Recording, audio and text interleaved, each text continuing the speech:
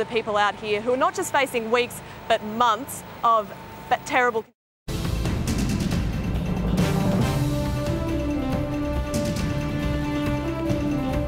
This is WIN News, bringing you the best news stories from our region and the state.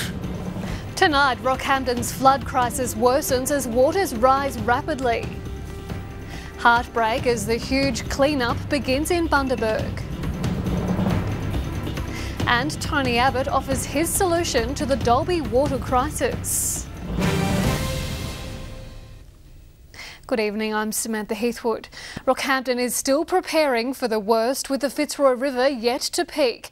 Across the region, floodwaters are wreaking havoc, limiting access in and out of the city. Reporter Jessica Millwood is on scene. Thanks, Sam. Yes, the airport closed on Saturday afternoon and the road to the south soon after. The Mayor is hopeful the road northbound won't be cut because that would essentially isolate the whole town. Rockhampton is quickly becoming an island city. The only road open is the Bruce Highway to the north, now a lifeline allowing the essentials to get in. The Air Force started loading a C-130 aircraft at Amberley to bring food into Mackay that will then be transported down to Rockhampton while that northern highway is still open. 60 pallets of non-perishables have been couriered down, with another 30,000 cartons of stock expected to hit Woolworths stores by Wednesday. Fuel stocks are also quickly disappearing, some servos even forced to close. With a peak of 9.4 metres still expected on Wednesday, 200 homes have had power cut and sewage contamination may now become an issue. There is a risk that they may receive some pressure and impacts from water inundation in the future. Much of this water has now been lying in the streets for days, and authorities are urging people to stay out of floodwaters, with the real risk it can become ridden with diseases. The airport is tipped to be closed for up to 3 weeks, with this quickly becoming a Christmas and New Year to remember or maybe forget. What's happening here in Rockhampton is, well, I don't think we're going to see it again for another 50 or 100 years. That's the nature of this event. The Premier has recalled Cabinet and will hold an emergency meeting on Wednesday. Jessica Millwood, WIN News. At least 400 houses have been abandoned in Rockhampton as people flee to higher ground. The evacuation centre at CQ University is providing a temporary home for flood-affected residents. Reporter Sarah Owens is at the centre now. Sam, last night at the evacuation centre, around 60 people slept the night. The head count tonight is expected to be nearly double that. And with the river still rising, the people here simply don't know how long they'll be forced to stay. John Peacock abandoned his Depot Hill house first thing on Saturday morning when water started to seep through the floorboards, and he's here for a while yet. I reckon between 14 and 21 days. I don't want to be, but what else can you do?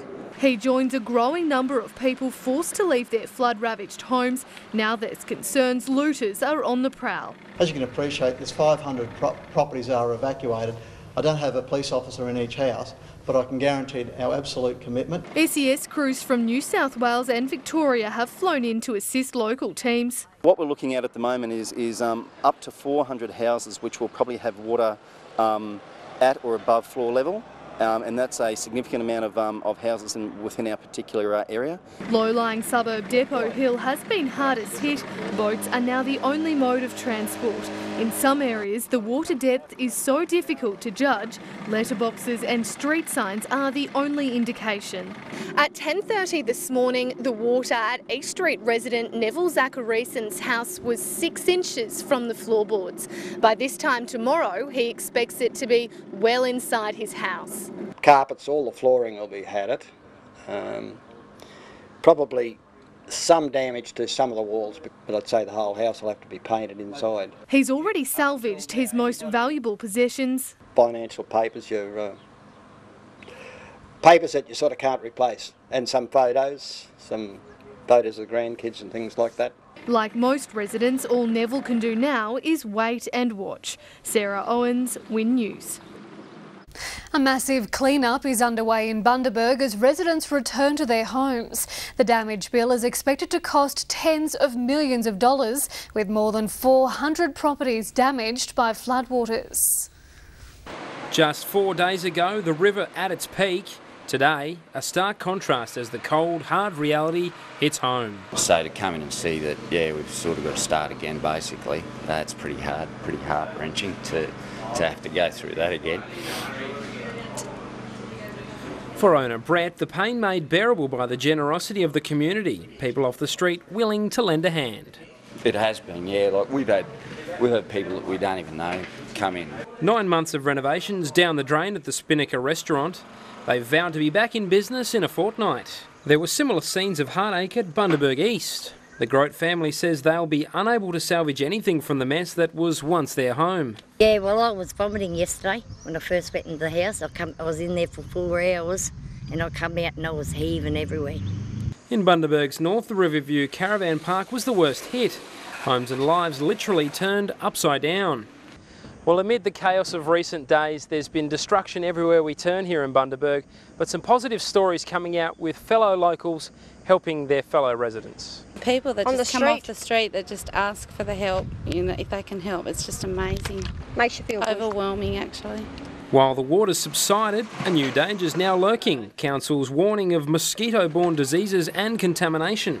So we don't know what's in that water. It's we just got to keep it. It's contaminated, obviously. So pooled water into parks and those sort of places, or even in backyards, keep away.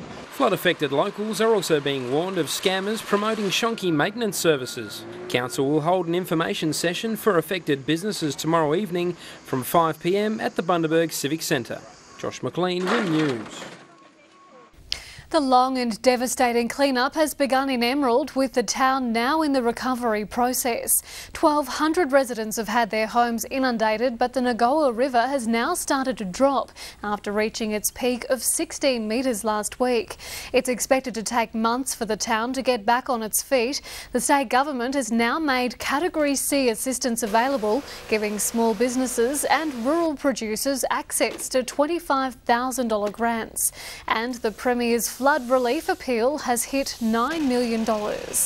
While touring flood-affected communities, federal opposition leader Tony Abbott has warned a bureaucratic mix-up may deny many people flood relief payments.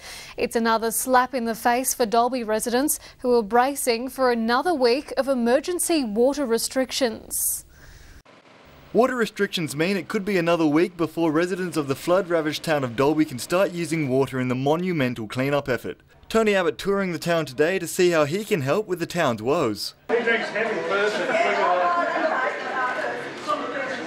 We're here today, at least in part, to assess the quality of the state and federal government's response to this disaster. After touring the homes and businesses of families devastated by the floods, Mr. Abbott expressed concerns that some victims may be excluded from flood relief payments because of changes to the Centrelink eligibility criteria.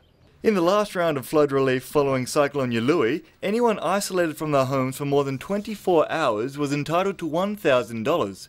In the new round of funding, applicants must now be either seriously injured or have suffered major damage to their homes to be eligible. I hope this is a bureaucratic oversight, not a deliberate change in policy since March. Mr. Abbott's visit to Dalby coinciding with the government announcing $25,000 clean-up and recovery grants for primary producers, which are being met with cautious optimism. Oh, well, that $25,000 is spend the money first and then apply to get it back. But it has already translated into action on the ground, with farmers organising aerial food drops for their stranded cattle. Lincoln Rothel, WIN News. Stay with WIN. Coming up, arrest tally reveals a smooth New Year's Eve for police. Then the community lends their support to the state's flood victims.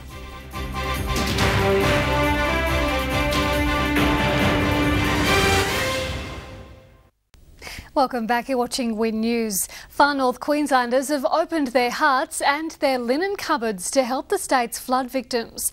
The Cairns Sunrise Rotary Club is collecting pre-loved linen donations at drop-off points across the city. Residents answered the call for support at the Tobruk pool this morning. In less than half an hour, donations doubled. The items will be distributed to families displaced by the disaster as they move back into their flood-ravaged homes. The washing machine will be either turned off or will have fused or floated away depending on their individual situation. They need towels to clean up and they also need clean bed linen. The club is accepting clean, unused or unwanted items such as towels, sheets, pillows and blankets.